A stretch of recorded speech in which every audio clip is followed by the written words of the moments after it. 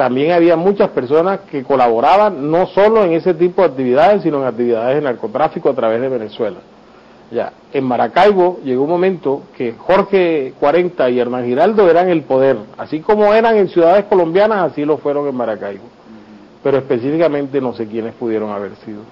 Teniendo en cuenta que el presidente Chávez en ese momento siempre tenía un enfrentamiento verbal constante con el presidente Bush, ¿de alguna manera los americanos trabajaron con el DAS en eso? No, hasta yo no puedo hacer mención alguna de eso porque no tengo ningún conocimiento de eso.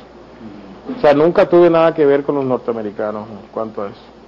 El presidente Uribe siempre en un principio de su gobierno hablaba de que de alguna manera el presidente Chávez le brindaba un apoyo a las FARC. ¿Hubo alguna estrategia en el gobierno respecto de ese tema? Sí, el presidente Uribe se quejaba, no solo el presidente Uribe, muchos miembros de su gobierno, incluido el propio Jorge Noguera, incluidos detectives del DAS, se quejaban de la, según ellos, connivencia del gobierno venezolano con grupos guerrilleros colombianos. Ya. Y las estrategias era casi que militarizar esas zonas de frontera en aras de neutralizar esa supuesta colaboración. Lo que pasa es que eso fue más allá. Ya. Mire, las autodefensas fue un fenómeno que se distorsionó a raíz del narcotráfico y donde llegaba antes que combatir guerrilla, lo que iba era buscando zonas de cultivo y zonas de tráfico, y entonces eso fue lo que permeó esa zona, inclusive hoy en día todavía se presenta en el Táchira con las Águilas Negras, ya. Es decir, si bien se buscaba un propósito, pues yo no sé hasta qué punto el presidente Uribe estuviera enterado, pero sé que, por ejemplo, militares de la Brigada 18 trabajaron con grupos paramilitares en la zona de Arauca y llegaron hasta Venezuela. El general Gustavo Matamoros, había un coronel Luis Medina Corredor del grupo Rebéis Pizarro, ya, desde el año 2003 creo que fue, desarrollaron operaciones conjuntas con paramilitares. Yo recuerdo la operación Catedral, una de ellas, ya. Entonces, si había una estrategia conjunta de militares con paramilitares para la zona de frontera y, si era del caso, también contra Venezuela. Si el presidente lo sabía o no, yo no lo sé, pero militares colombianos sí. Mauricio Llorente, ¿te he oído hablar de Mauricio Llorente, el mayor? Pues yo estuve detenido con él, cuando nos conocimos nos contamos cosas y él también me contaba muchas cosas, o sea, y mencionó personas de la oposición venezolana, me las mencionó con nombre propio. Yo no las repito pues porque supongo que es él quien lo va a decir ante las autoridades. Ya, él era, estoy hablando no de un mando bajo, él era comandante de un batallón en la zona de frontera. Ya, y él fue acusado de haber permitido el paso de los paramilitares y fue condenado por eso. Creo que tiene, o sea, no es que ahora van a decir, no, es un delincuente, porque es que en Colombia, lamentablemente aquí en nuestro país, se cree o no se cree acorde a las conveniencias. Si Mancuso habla de unos personajes políticos costeños, dice la verdad. Si habla de otros personajes, es un delincuente mentiroso. Entonces yo pienso que el mayor Llorente, por lo que yo hablé con él, es una persona que conoce mucho de ese tema.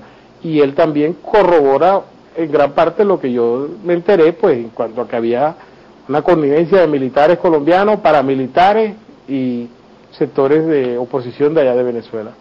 Aparte, por ejemplo, ¿en algún momento el DAS le colaboró a las autodefensas también con armas? Sí, claro, sí. Jorge Noguera, Fernando Londoño le consigue en una partida, creo que es una plata que habían decomisado y estaba guardada en el Banco de la República. Entonces, eso lo reparten entre policía, ejército y DAS. Ya, y de ahí se compran unas armas, es cuando se montan los famosos grupos especiales, eso que montó Jorge Noguera allá, de alguna forma desvirtuando la razón de ser del DAS, que el DAS no es una entidad que deba tener fuerzas de choque, porque se supone que es un organismo de inteligencia. Entonces, de ahí se compraron armas, y sé que alguna parte de esas armas fueron entregadas al Bloque Norte. Ya, eso fue manejado en detalle por Giancarlo, Jimmy Nazar y Jorge Noguera.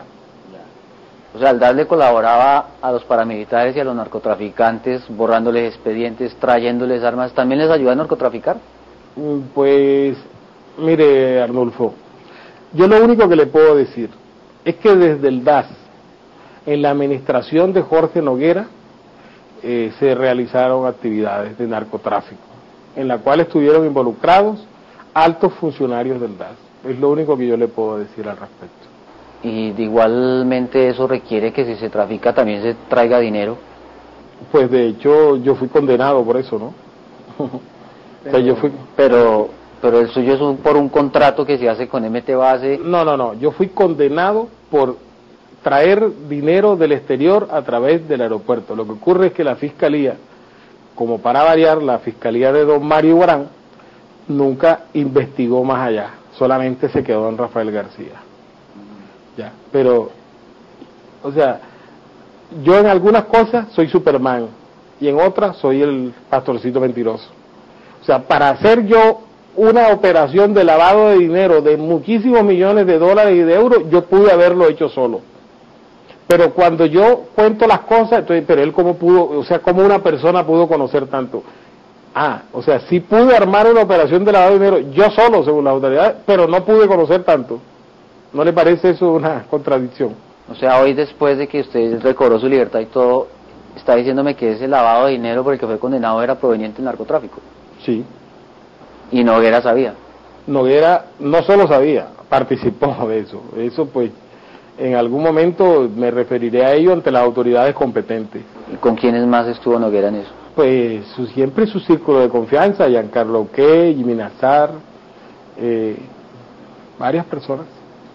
Usted tuvo muchos conflictos con las autoridades, la detención de su esposa, sus traslados a las cárceles, o sea, después de que usted destapa todo este escándalo de la parapolítica y hoy está en libertad, ¿en qué situación se encuentra usted, su familia? Pues yo he debido permanecer escondido prácticamente desde que salí de la cárcel.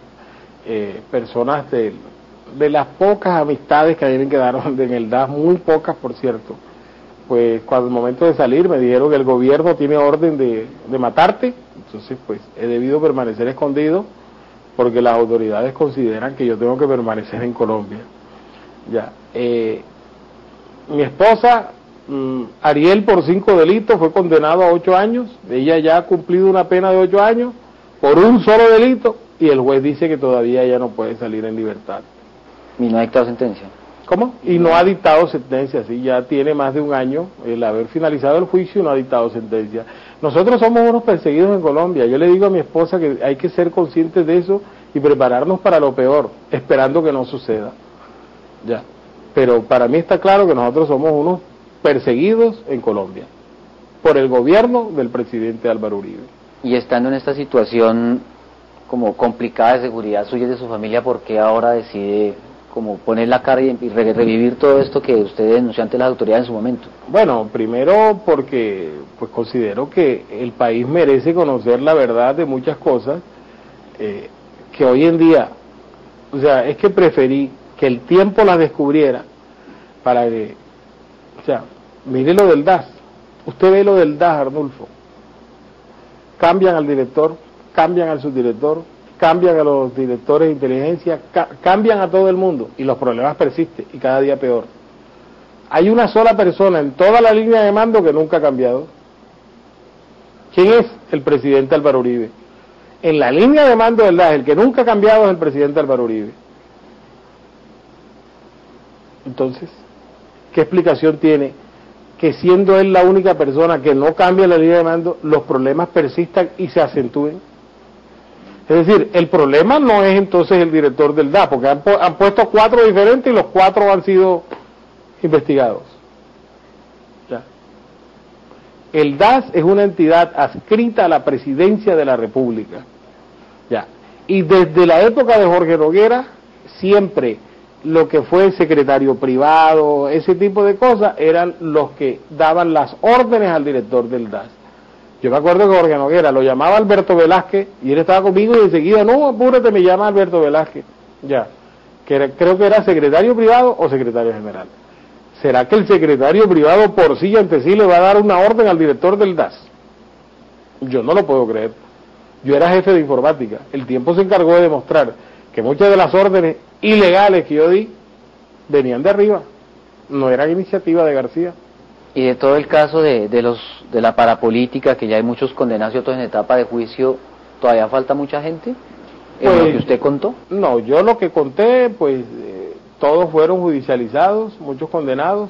Hay algo importante respecto a lo que usted me decía ahorita en cuanto a que no, que a usted le creyó las autoridades.